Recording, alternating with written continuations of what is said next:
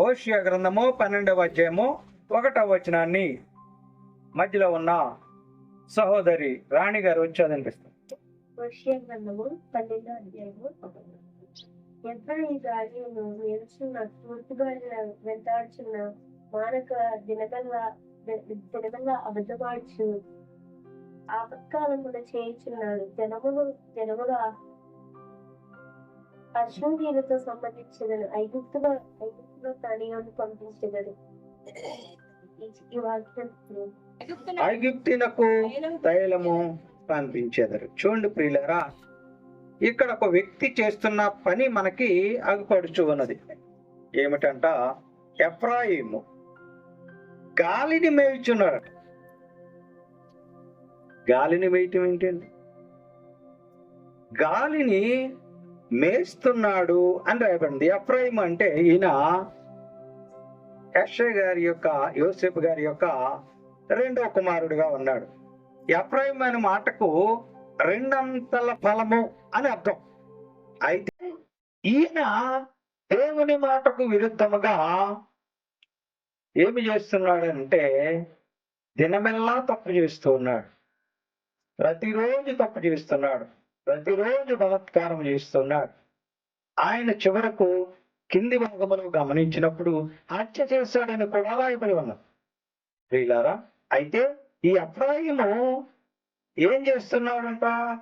గాలిని మేయించున్నాడు. అంటే ఏంటి?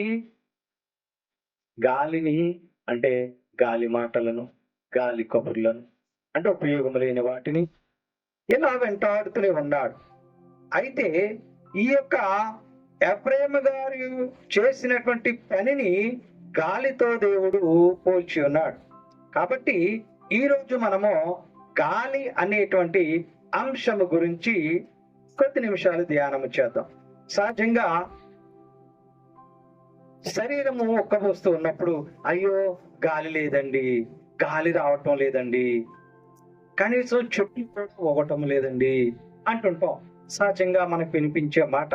అయితే మరి ఈ గాలి, ఈ వాక్యములో మనము చదివిన పాఠ్యభాగములోని గాలి గురించి మనము పరిశీలన చేసినట్లయితే అక్కడ గాలి అనే అంశము గురించి లోతుగా మనము తెలుసుకోవలసిన వారిగా ఉన్నాం. మొట్టమొదటి, అసలు గాలి ఎలా వస్తుంది మనకి? మన అందరికీ తెలుసు గాలి గురించి. మరి గాలి ఎలా వస్తుంది? ఆన్సర్ చెప్పగలుగుతున్నామా? గాలి ఎలా వస్తుంది? అసలు గాలిలో రకాలు ఉంటాయా?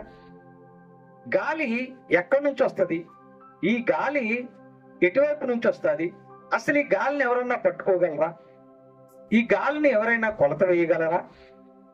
ఇలా రకరకాల ప్రశ్నలు మనకి తలెత్తుతూ ఉంటాయి. అయితే దేవుని వాక్యంలో నుంచి ఆ విషయాలను గురించి మనము తెలుసుకునేదాం. చూడండి, ఆమోసు గ్రంథములో 4వ అధ్యాయములో 13వ వచనములో ఒక మాట మనకి తెలియపరచబడింది. ఏమిటి ఆ మాట అని మనం చదివినప్పుడు, గాలిని పుట్టించువాడును ఆయనే. ఎవరు? దేవుడే గాలిని పుట్టించువాడు. ఈ గాలి ఎక్కడ నుంచి వస్తుందో మనకి తెలుసా అనే విషయాన్ని కూడా గమనించుకోవాలి. అయితే ఈ యొక్క గాలి దేవుడు పుట్టించిన గాలి ఇది. కానీ ఈ గాలిని పుట్టినవాడు ఎప్పుడు లేడు ఈ లోకంలో అని సామెత గ్రంథం 30వ అధ్యాయం 4వ వచనంలో చెప్పబడుతున్నది. అంటే ఈ గాలిని ఎవరు పట్టుకోలేదు. దేవుని ద్వారా పుట్టిన ఈ గాలిని ఎవరు కూడా పట్టుకున్నవాడు ఎవడు అని రాయబడి ఉంది సామెతల గ్రంథంలో. అయితే మరి ఈ గాలి ఆకాశమునకు మరలా దిగువాడెవడు? తన పిడికిళ్లతో గాలిని పట్టుకున్నవాడెవడు? గాలిని పిడికిళ్లతో పట్టుకోగలమా? పట్టుకోలేము. మరి అలాంటి గాలి ఎక్కడి నుంచి బయటకు వస్తుంది అంటే ఆయన దగ్గర నుంచి. ఎందుకు? ఆయనే గాలిని పుట్టించాడట. కీర్తన గ్రంథంలో 135వ అధ్యాయం 2వ వచనం చెప్పబడుతున్నది, ఆయన నిధిలో నుంచి మాత్రమే గాలి బయటికి వస్తున్నది అని ఉంది. ఆయన నిధి నుంచి. ప్రియ సంగమా, ప్రియ విశ్వాసులారా గమనించండి. అంటే ఈ గాలి దేవుడు పుట్టించిందే. ఈ గాలిని మనుషులు పట్టుకోలేదు. దేవుని దగ్గర నుంచే ఈ గాలి వస్తూ ఉన్నది. మరి ఈ గాలి ఎన్ని రకములు? ఈ గాలి ఎన్ని రకములు పరిశీలన చేద్దాం. అసలు ఈ గాలి యోహాను సువార్తలో 3వ అధ్యాయంలో వచనంలో చెప్పబడుతున్నది, ఈ గాలి తనకిష్టమైన చోట నుండి వస్తున్నదట. మరి దానికి ఇష్టమైన చోట ఎక్కడున్నదో, ఈ ఇష్టమైన చోట నుంచి వచ్చినటువంటి గాలి శబ్దాన్ని చదవండి. గాలి తనకిష్టమైన చోటను విసురును, నీవు దాని శబ్దమును వింటావు గాని అది ఎక్కడి నుండి వచ్చును, ఎక్కడికి పోవును నీకు తెలియదు. కానీ దేవుని వాక్యం చెప్పబడుతున్నది, గాలి ఎటువైపు నుంచి ఏ గాలి వస్తే ఏం జరుగుతుందో కూడా వాక్యంలో రాయబడి ఉన్నది. మనం ఈ లోకరీతిగా చాలా సందర్భాల్లో మన పెద్దలు అంటుంటారు కదా, ఈ గాలి అటు నుంచి వచ్చింది, ఇటు నుంచి వచ్చింది, ఇటు నుంచి వచ్చింది అని చెప్తూ ఉంటారు.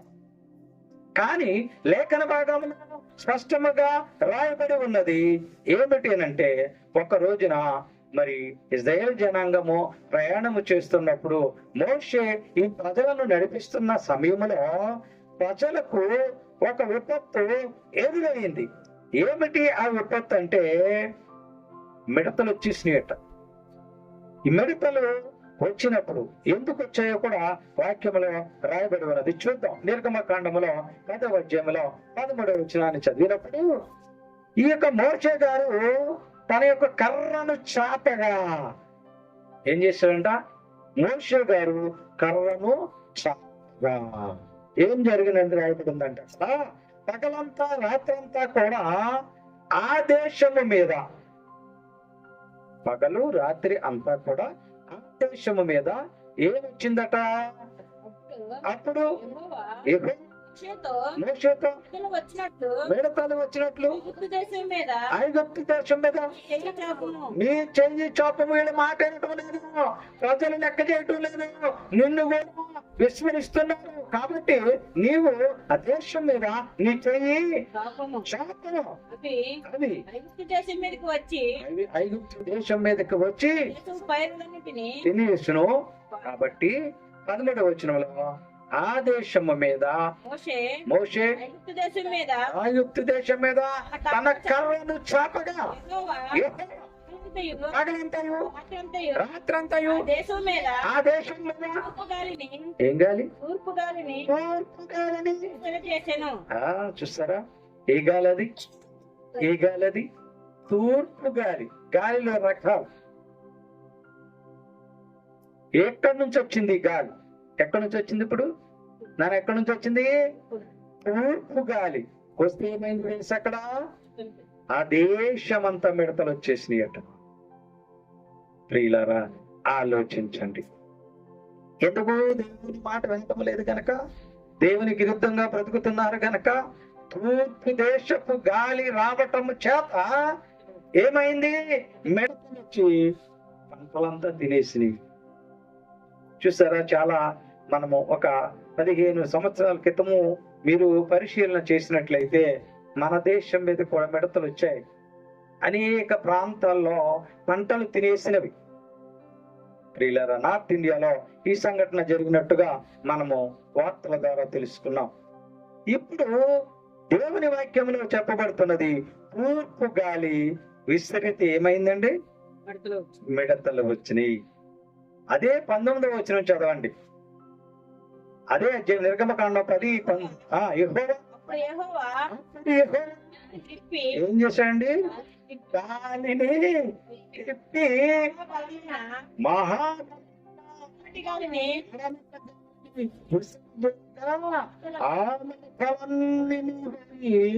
ఎర్ర సముద్రంలో పడిపోయాయి. ఇదే గాలి, ఇది పడమట గాలి. ఇందాక తూర్పు గాలి, ఇది పడమట గాలి. సామెతల గ్రంథం 25వ అధ్యాయంలో 23వ వచనంలో 3వ ప్రదేశం నుంచి వచ్చే గాలి మనకు కనిపిస్తూ ఉన్నది. చూడండి, సామెతల గ్రంథం 25వ అధ్యాయం 23వ వచనంలో ఉత్తరపు గాలి వాన పుట్టించును. ఇది ఎక్కడి నుంచి, ఎటువైపు నుంచి వస్తుందండి? ఉత్తరము వైపు నుంచి వస్తున్నది. లూకాసు వార్త 12వ అధ్యాయంలో 55వ వచనంలో మరొక వైపు నుంచి గాలి వీస్తున్నదట. అది చూడండి, దేవుడు ఓడలో ఉన్న, మరి అక్కడ మనం గమనించినప్పుడు లూకాసు వార్త 12వ అధ్యాయంలో 55వ వచనంలో దక్షిణపు గాలి, గట్టిగా చదవమ్మా, దక్షిణపు గాలి విస్తృత చూచినప్పుడు వడగాలి కొట్టునని చెప్పుదురా.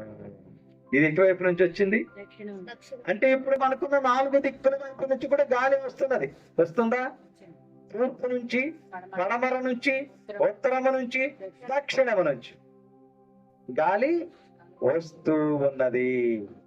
ప్రియ సంగమా, ప్రియ విశ్వాసులారా, గమనించండి, ఆలోచన చేయండి.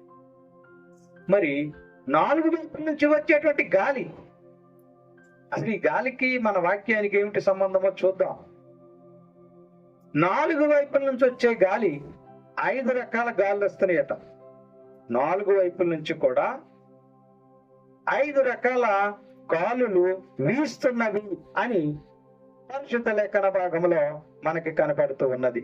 యోబు గ్రంథంలో 1వ అధ్యాయాన్ని మనం గమనించినప్పుడు సాతాను మరి యోబు గారిని శోధించిన సంగతి మనందరికీ తెలుసు.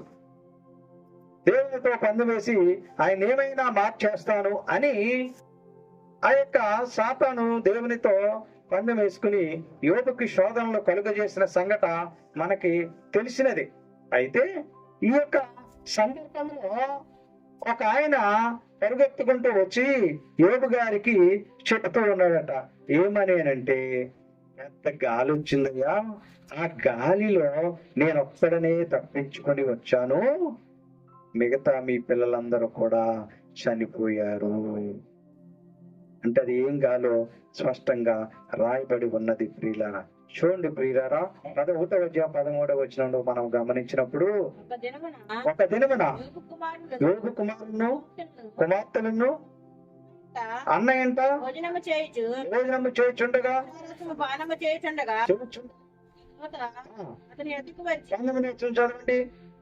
గొప్ప సుడిగాలి అరణ్య మార్గముగా వచ్చి, ఎక్కడి నుంచి వచ్చింది?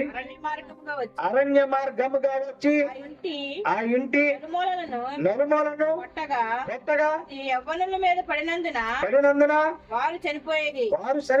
దానిని నీకు తెలియజేయుటకు. అక్కడ అరణ్య మార్గం వచ్చిన గాలి ఏం గాలి? అది చూడండి, ఏం గాలి?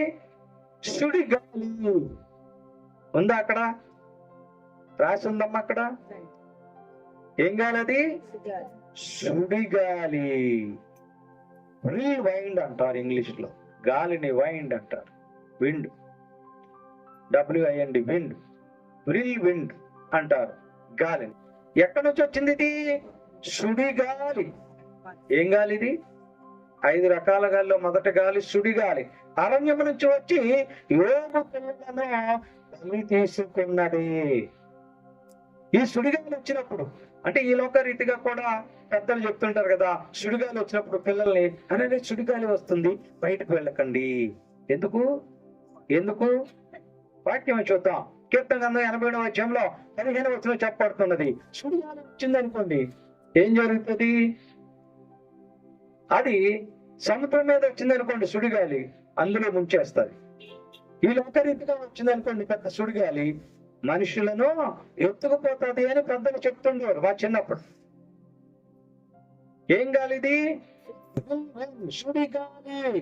అరణ్య మార్గమున వచ్చి యోబు పిల్లలతో బలి తీసుకున్న గాలి. కీర్తన 15వ వచనం చెప్పబడుతున్న ఈ గాలి వస్తే ఏమవుతుందట? ఏమో పుడతాదట. 83వ అధ్యాయం 15వ వచనంలో, ఈ నీ తుఫాను చేత వారిని తొరమును, నీ సుడిగాలి చేత వారికి దేని చేత భయము? సుడిగాలి చేత. మొదటది సుడిగాలి. రెండవ గాలిని కూడా చూద్దాం. యాకోబు పత్రికలో 3వ అధ్యాయంలో 4వ వచనంలో మరొక గాలి మనకు కనపడుతూ ఉన్నది. ఆ గాలి పెనుగాలి. ఎంత గొప్పవై అంత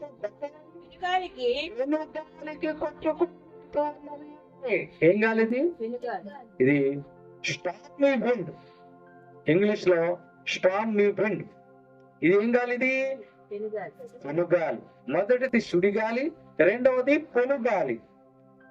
మూడవది అపొస్తలుల కార్యములు 27వ అధ్యాయంలో 16వ వచనంలో మూడవ గాలి మనకి అగుపడుచు ఉన్నది. ఇది పెద్ద గాలి. అపొస్తలుల కార్యం 27వ అధ్యాయంలో 19వ వచనంలో చెప్పబడుతున్న గాలి పెద్ద గాలి. ప్రయాణం చేస్తున్న వాడ ప్రయాణం చేస్తున్నప్పుడు వచ్చిన గాలి. ఏమి గాలి అది? పెద్ద గాలి. పెద్ద గాలి నా మీద కొట్టినందున నా మీద కొట్టినందున ప్రాణములతో ప్రాణములతో తప్పించుకొందుము.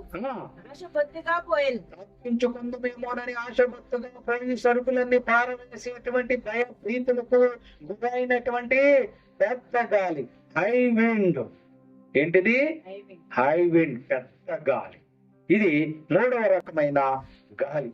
నాలుగవ రకమైన గాలిని మనము గమనిస్తే అపొస్తలుల కార్యంలో 2వ అధ్యాయంలో 2వ వచనంలో చెప్పబడుతున్న గాలి నాలుగవ రకమైన గాలి.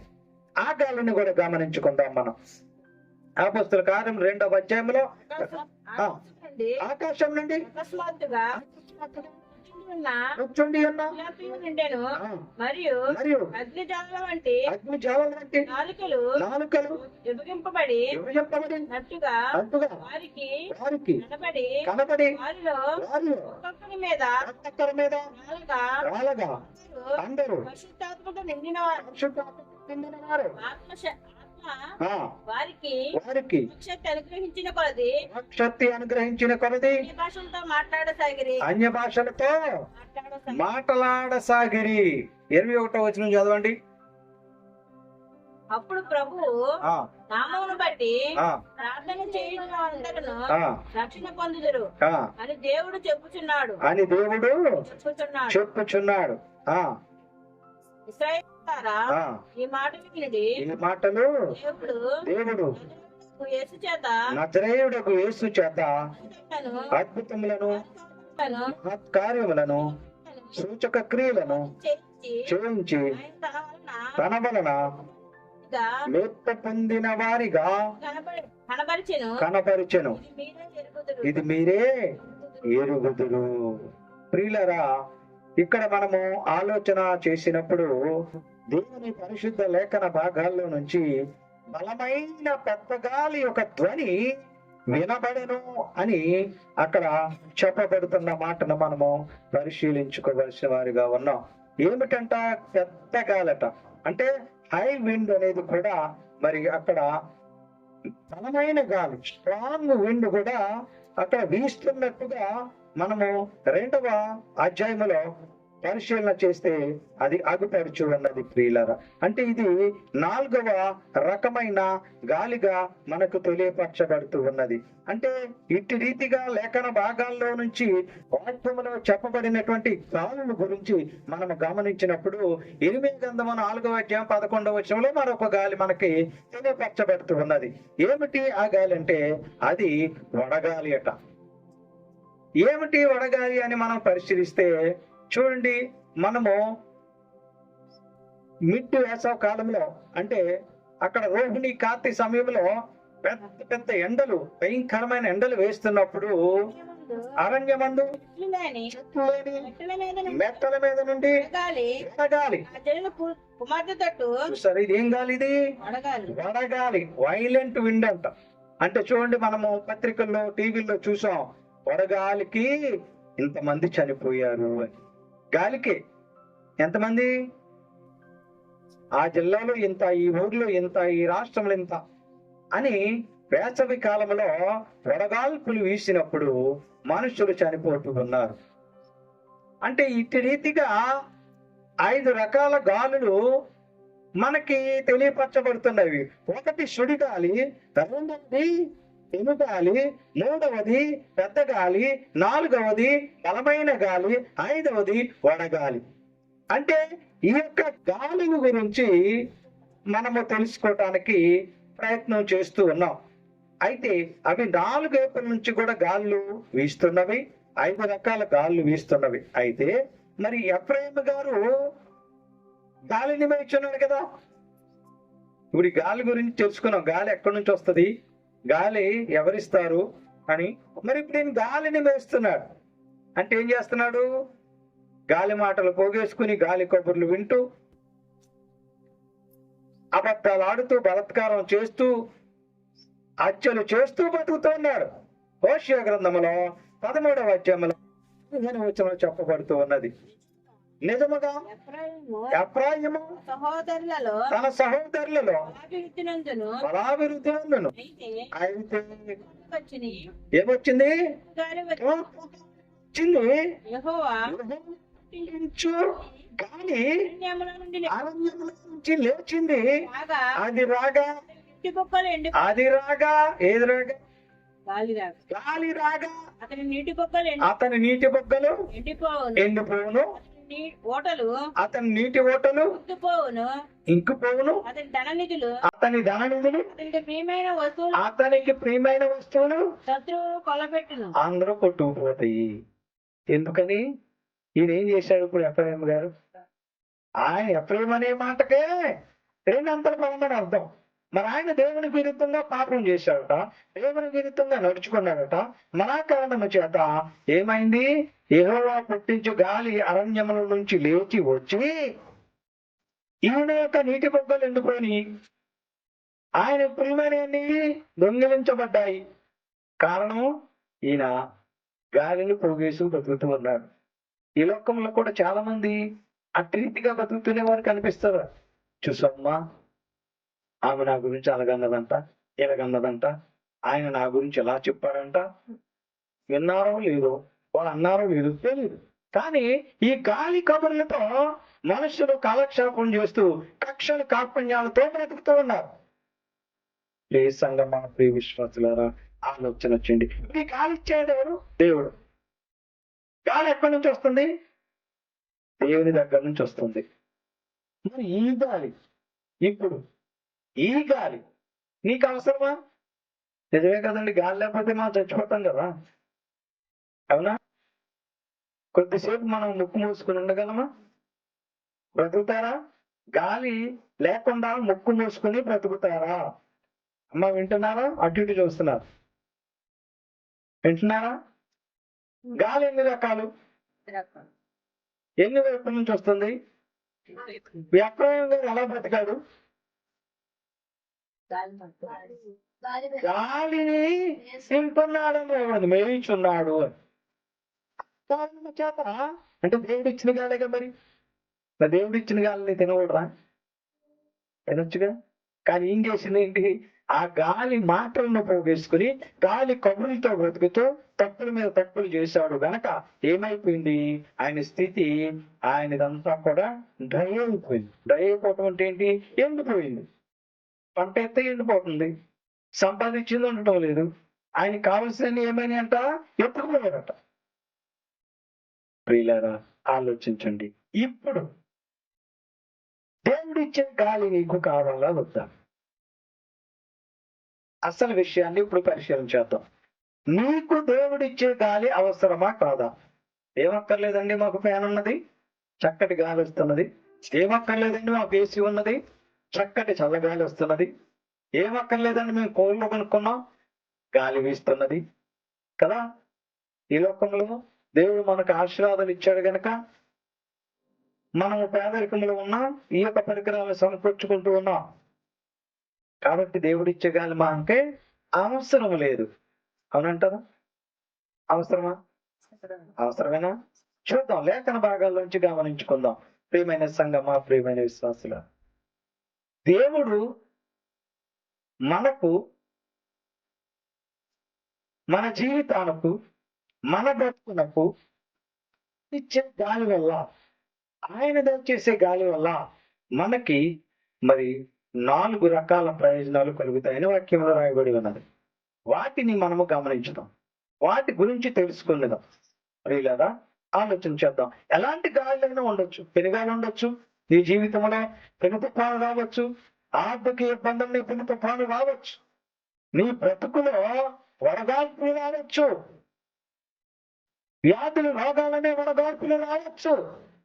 అయినా కూడా దేవుడిచ్చే గాలి నీకుంటే, అయినా కూడా దేవుడు అనుగ్రహించేటువంటి గాలి నీకు ఉంటే నీకు 4 రకాల ప్రయోజనాలను దేవుడు అనుగ్రహించాలని ఆశపడుతూ ఉన్నాడు. ప్రియులారా, ఆ విషయాలను కూడా మనం తెలుసుకోవడానికి ప్రయత్నం చేద్దాం.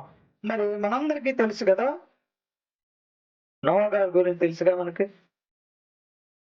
నోవా గారు ఆయన పాడు చేసుకున్నాడు, కొడుకులు, కోడళ్ళు, భార్య, ఈ 6 అందులోకి ఎక్కారు. జలప్రళయం వచ్చింది. జలప్రళయం వచ్చినప్పుడు కిటికీ తెలిసి వాడ కిటికీని అసలు వాటర్ తగ్గిందో లేదో, ఇప్పుడు చూడండి, మనం లోపల ఉంటాము, డోర్లు కిటికీలు వేసుకుని ఉంటాం, ఏసీ పెట్టుకుని ఉంటాం. బయట వర్షం వస్తే మనకు తెలుస్తుందా? తెలీదు. మనకు అసలు బయట ఏం వినిపించదు లోపలికి. అలాగే ఇలా ఓడలో ఉన్నారు. ఓడ తేలుతుంది, సముద్రం కంటే ఎక్కువైనటువంటి వాటర్ వచ్చింది. ఆ 40 దినాలు కురిసిన ప్రచండ వర్షము చేత ఓడ తేలి నడుస్తున్నది. అప్పుడు ఈయన ఏం చేశాడు? కిటికీ తెరిచి ఒక కాకిని పంపించాడు. ఎందుకు? ఒకవేళ నేల ఆరిపోయింది అనుకోండి, అప్పుడు ఏం చేస్తుంది కాకి? వెనక్కి వస్తుందేమో అనుకున్నాడు ఆయన. కానీ ఆ చచ్చిన కళేబరాలు తినడానికి వెళ్ళిపోయి కాకి ఆ తింటూ వెనక్కి రాలేదు. తర్వాత ఆయన పావురాన్ని పంపించాడు. పావురం ఏం చేసింది? ఆ యొక్క తేలియాడుతున్న సముద్రమే తేలియాడుతున్న ఒలివ ఆకుల్ని ముక్కును పట్టుకుని తీసుకొచ్చింది. ఓకే, మరి ఆ భూమి వాటర్ తగ్గిందో లేదో, మేము వాళ్ళ నుంచి బయటకు రావాలి కదా అని నోవా గారు ఆలోచిస్తున్నాడు. ఆదికాండం 8:1 అప్పుడు దేవుడు ఓడలో ఉన్న దేవుడు దేవుడు నోవహును నోవహును అతనితో కూడా ఓడలో ఉన్న జంతువులను, సమస్త జంతువులను, సమస్త పశువులను సమస్త పశువులను జ్ఞాపకం చేసుకుని ఆ, దేవుడు దేవుడు భూమి మీద విసిరినట్లు ఏం చేశాడు? వాయువు విసిరినట్లు. వాయువు అంటే ఏమిటి? కాదు, గాలి. గాలిని విసిరినట్లు చేయగా నీళ్లు తగ్గి నీళ్ళన్నీ తగ్గిపోయాను. ఎప్పుడు విసిరాడు వాయువుని? చెప్పండి, ఎప్పుడు విసిరాడు? ఎప్పుడు ఇచ్చాడు గాలిని? దేవుడు గాలిని ఎప్పుడు ఇచ్చాడు? వారిని జ్ఞాపకము చేసుకున్నాడు గనక. వారిలో ఉన్న సమస్తమైనటువంటి జంతువులను, పక్షులను అందరినీ జ్ఞాపకము చేసుకున్నాడు. అలా నిన్ను కూడా జ్ఞాపకం చేసుకుంటే అప్పుడు నీవు కష్టాల సముద్రంలో మునిగిపోతున్నప్పుడు ఆ నీళ్ళన్నీ కూడా ఆరిపోవటానికి ఏమిస్తాడట? గాలినిస్తాడు. వాయువు అంటే గాలి. ప్రియులారా, ఆలోచించండి.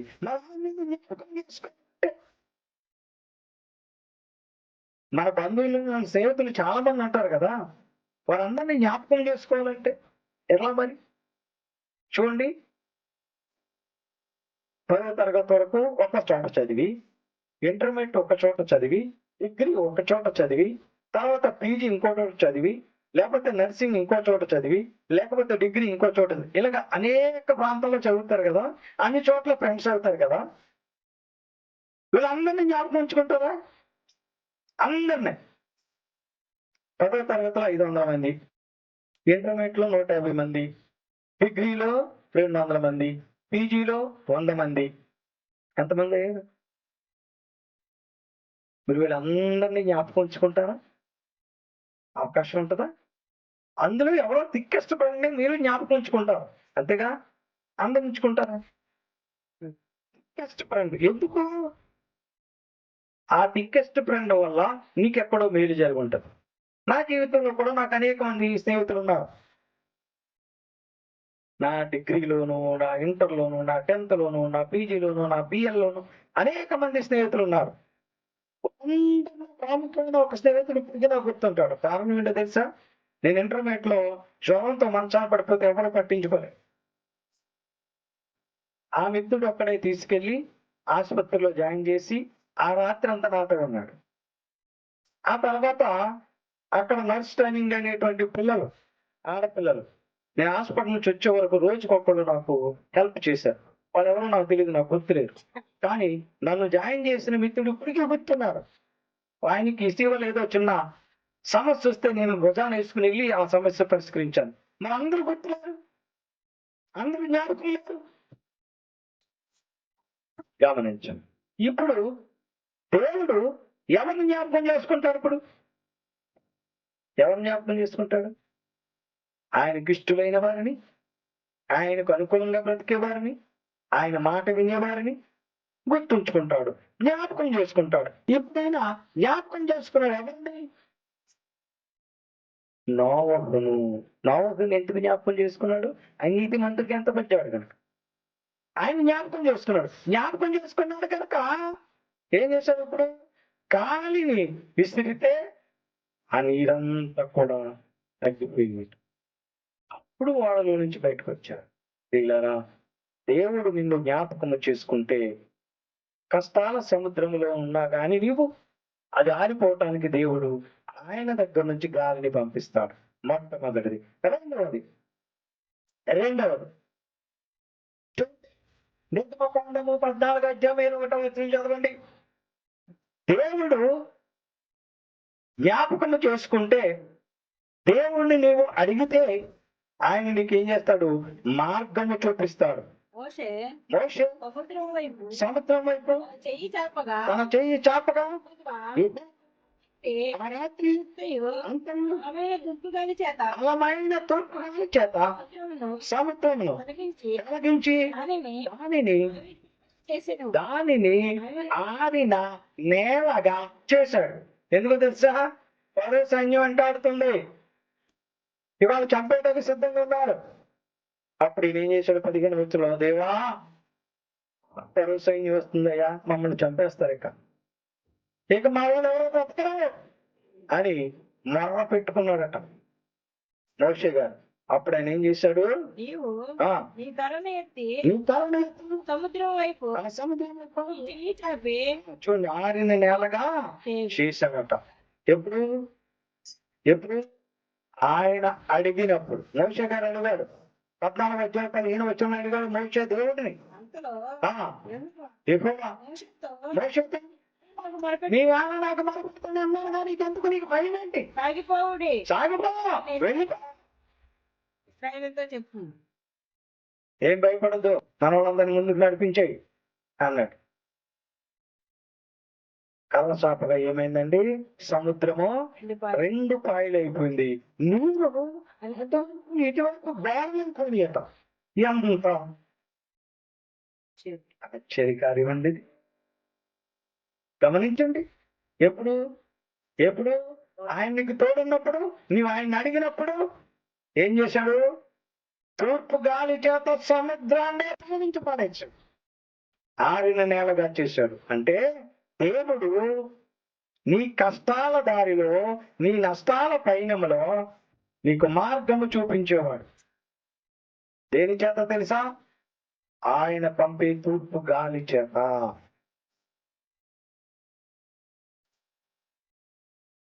భయపడుతున్నావా? ఆవేదన చెందుతున్నావా? ఇబ్బంది పడుతున్నావా? నన్ను ఎందుకు అడగటం లేదు? మోషే అంటే ఆయన అడిగాడు కదా. మోషే అడిగితే ఆయన అన్నాడు, భయం ఎందుకు, నేను ఉన్నానుగా, నువ్వు నడిపించి ఇశ్రాయేలు జనాంగాన్ని అన్నాడు. మరి నీకు కూడా అలాగే అంటున్నాడు, భయపడకు, నేను నీకు తోడుంటాను అంటున్నాడు. కాబట్టి రెండవది, మార్గము చూపించడానికి సిద్ధంగా ఉన్నాడు. ఆయన పంపిన తూర్పు గాలి చేత మోషేకి ఇశ్రాయేలు జనాంగానికి మార్గము చూపించిన దేవుడు, నీవు కూడా ఏం చేయాలో తెలియక అల్లాడిపోతూ ఉంటే, నీవు కూడా ఎటువంటి తెలియక ఏడుస్తూ ఉంటే, ఆయన నీకు మార్గము చూపించడానికి సిద్ధముగా ఉన్నాడు. ఎప్పుడు తెలుసా? అడిగినప్పుడు. మొట్టమొదటిది, ఆయనకి ఇష్టముగా ఉన్నప్పుడు ఆయన జ్ఞాపకము చేసుకుంటాడు. రెండవది, నీవు అడిగినప్పుడు ఆయన నీకు మార్గము చూపిస్తాడు. చూద్దాం. సంఖ్యాకాండం 11వ అధ్యాయంలో 31వ వచనాన్ని చూద్దాం. సంఖ్యాకాండము 11వ అధ్యాయము 31వ వచనాన్ని మనం గమనించుకుందాం ప్రియులారా. చూడండి. సంఖ్యాకాండం 11:31 చెప్పబడిన మాట ఏమిటో తెలుసా? తరువాత సన్నిధి నుండి ఎక్కడ నుండి? యెహోవా సన్నిధి యెహోవా గాలి బయలుదేరి సముద్రం నుండి ఊరలను రప్పించి పాడెల చుట్టూ ప్రక్కను ఆ ప్రక్కను ఈ పక్క ఆ పక్క దినప్రయాణమంతా ప్రయాణం అంతా దూరంగా భూమి మీద పాడుల ఎత్తున 2 మూరల ఎత్తున వాటిని పడచేసెను. ఏమిటవి? పూరేళ్ళు. ఎంత ఉన్నాయంట? భూమి మీద పడలేదు. గమనించండి, భూమి మీద పడలేదు. 2 మూరల ఎత్తులో, అంటే మనిషి పట్టుకుని తీసుకుని దానిని తినటానికి ఎంత ఎత్తు అయితే సరిపోద్దా అంత ఎత్తులో ఉంచాడు. దేన్ని పంపించాడండి? ఎలా పంపించాడండి? యెహోవా సన్నిధి నుండి గాలి బయలుదేరి ఆహారము లేనటువంటి ఇశ్రాయేలు జనాంగానికి, ఎక్కడ పాడెము అంటే వాడు నివసించే ప్రదేశంలో అటు ఇటు వాడు ఎంత దూరం ప్రయాణించేదాన్ని ఉంది అక్కడ రాయబడింది. మళ్ళీ చదవండి మాట. అప్పుడు మోషేయు మోషేయు ఇశ్రాయేలు పెద్దలున్నది. దానిపైన 31వ వచనం చదవండి. తరువాత యెహోవా సన్నిధి నుండి సన్నిధి నుండి ఒక ఒక గాలి గాలి బయలుదేరి సముద్రంలో నుండి ఊరలను రప్పించు. పాడెల చుట్టూ చుట్టూ ఇటు పక్కన అటు పక్కన చూడండి, ఒక రోజు ప్రయాణం చేసే దూరం ఎంత ఉంటుందో అంత వరకు కూడా ఊరేళ్ళతో నింపాడంట దేవుడు. దేన్ని పంపి? యెహోవా సన్నిధి నుండి గాలిని పంపి. ప్రియులారా, ఆలోచన వచ్చాయి. ఇది 3వ ప్రయోజనముగా మనకు కనిపిస్తూ ఉన్నది. ఇప్పుడు అయ్యో ఆకలి చచ్చిపోతున్నామయ్యా, మేము ఇంటి దగ్గర ఉన్నప్పుడైతే మాంసకూర తినేవాళ్ళం. ఏంటయ్యా మోషే, నువ్వు ఏం పని చేస్తున్నావు? నువ్వు మమ్మల్ని చంపాలనుకుంటున్నావా అని సనుక్కున్నారు ఇశ్రాయేలు జనాంగం మోషే మీద. మోషే చేస్తున్నది ఏమిటి? ప్రజల్ని కాపాడటానికి ఆయన చేస్తున్నాడు.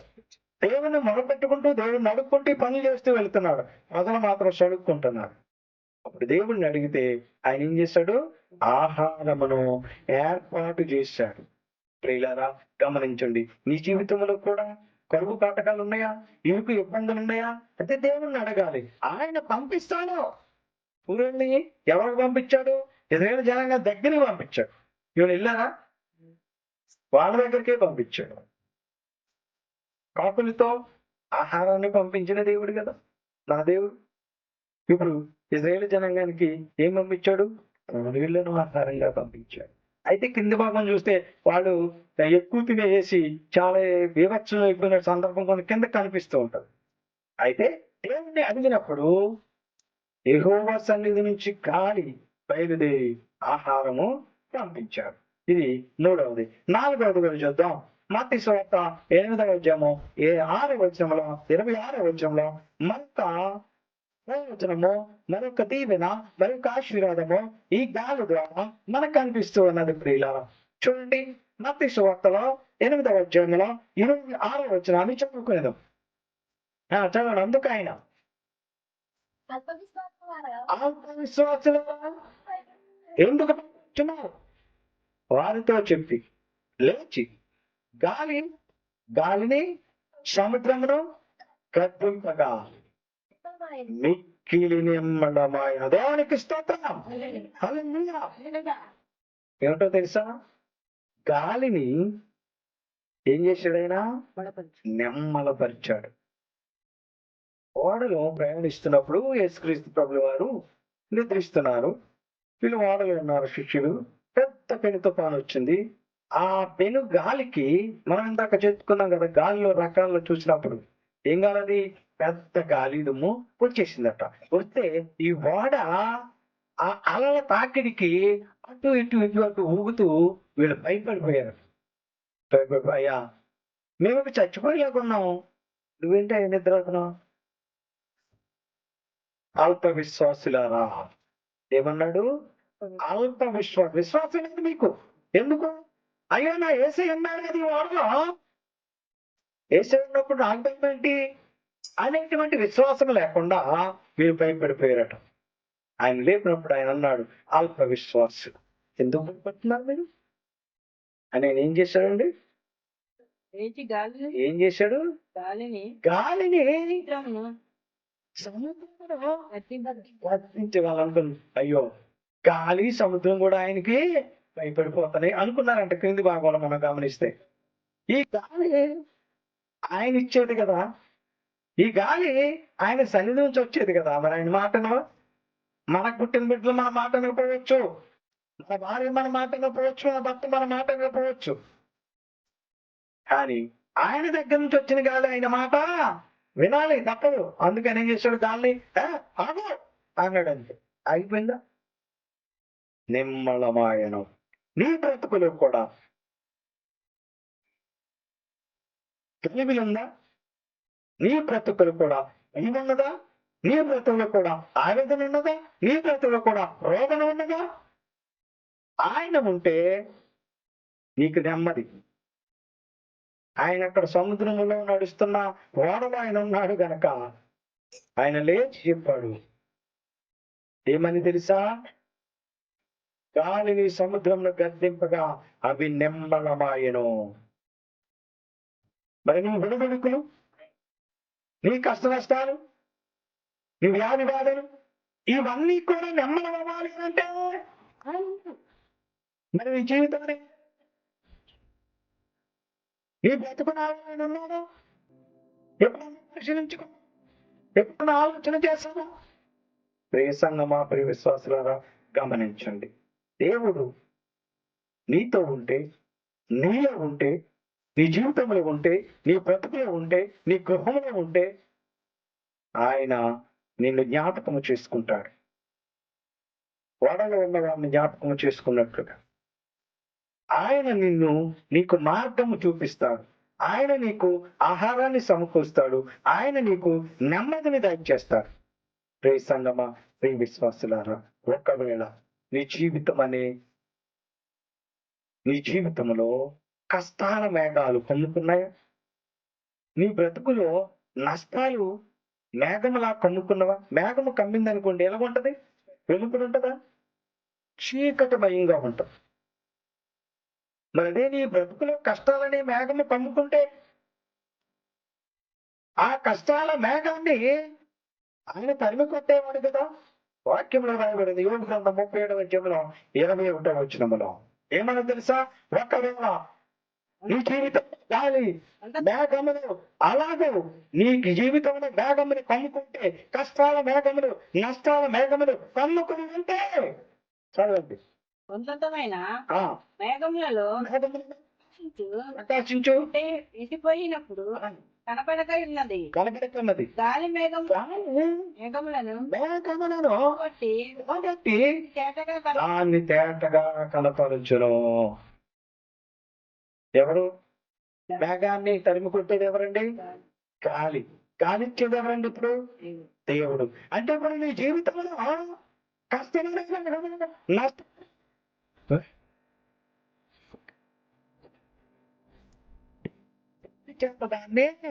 దాన్ని పెట్టగలుగుతాడు.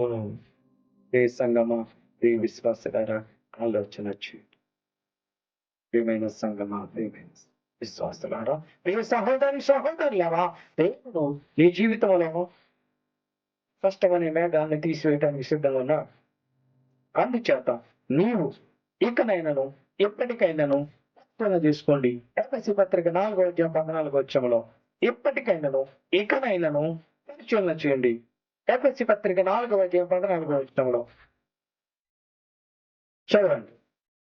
ఎఫెసీ పత్రిక 4వ అధ్యాయం 14వ వచనం అందరూ ఒకసారి చదువుతారు. ఎఫెసీ పత్రిక 4వ అధ్యాయం 14వ వచనం.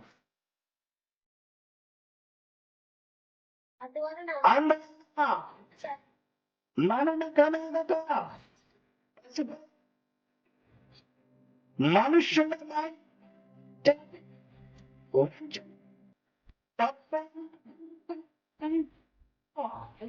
గాలికి ఎప్పుడు కొట్టుకుపోతారంట గాలికి? మనుష్యులు మాయోపాయముల చేత వంచనతో తప్పుడు మార్గమున ఉన్నతులతో నడిచినప్పుడు ఏం చేస్తారు? గాలికి కొట్టుకుపోతారు. ఎక్కడి నుంచి వస్తుందా గాలి? యెహోవా సన్నిధి నుంచి గాలి, ఆయన పుట్టించిన గాలి కొట్టుకుపోతారు. ఎప్పుడు? మాయోపాయముల చేత వంచనతోనూ తప్పుడు మార్గములతోనూ ఉన్నతులతోనూ బ్రతికినట్లయితే కొట్టుకుపోతారు. మిడతలు కొట్టుకుపోయినాయి కదా, కడబట గాలి విస్తరింపజేయగా అది మిడతలను కొట్టుకుపోయి శబ్దం విసిరేసిందట. అలాగూ కొట్టుకుపోతారట. అందువల్ల అలాగూ మీరుండక, కీర్తన 124 అలాగున మీరు ఉండకూడదు. అలాగునుండక గాలి చెదరగొట్టు పెట్టువలే ఉందురు. అలాగుండదు. అందుచేత ఎలాగుండాలి ఇప్పుడు మనం? అందువలన మనం ఇక మీదట పసిపిల్లలమై ఉండాలి. ఎలా ఉండాలి? పసిపిల్లలమై ఉండాలి. పసిపిల్లకి ఎలా ఉంటుందండి? పసిపిల్ల కర్మ లేకుండా ఉంటుంది. కులమతాలు తెలియకుండా ఉంటుంది. బూతులు ఆడకుండా ఉంటుంది. అసూయ అనేది కనిపించదు. అలాగుండాలట. అలాగుంటే దుష్టులు గాలికి చెదరగొట్టిన పట్టువలే ఉంటారు గనక మీరు అలాగే ఉండొద్దు. పసిపిల్లలుగా ఉండాలి. నయవంచనతో ఉండకూడదు, దుర్మార్గంతో ఉండకూడదు, మంచి మార్గంలో నడవాలి అని దేవుని వాక్యం మాట్లాడుతున్నది. అప్పుడు దేవుడు ఇశ్రాయేలు జనాంగానికి ఆహారం ఇచ్చినట్టుగా, ఆయనకు మార్గము చూపించినట్లుగా, నోవహును జ్ఞాపకము చేసుకున్నట్లుగా, శిష్యులను నెమ్మది పరిచినట్లుగా నీ జీవితంలో దేవుడు చేయాలని ఆశపడుతున్నాడు. అట్టి రీతిగా నీవు ప్రార్థనాపూర్వకంగా ముందుకు కొనసాగుతూ దేవుడు అనుగ్రహించే దీవెనలకు మీరు పాత్రలుగా మిగలాలని మీకు తెలియపరుస్తూ ఈనా మాటలను ముగిస్తూ ఉన్నాం. ఈ వాక్యం మనందరి వినికిడిలో దీవించును గాక. ఆమేన్. మీ అందరికీ వందనములు.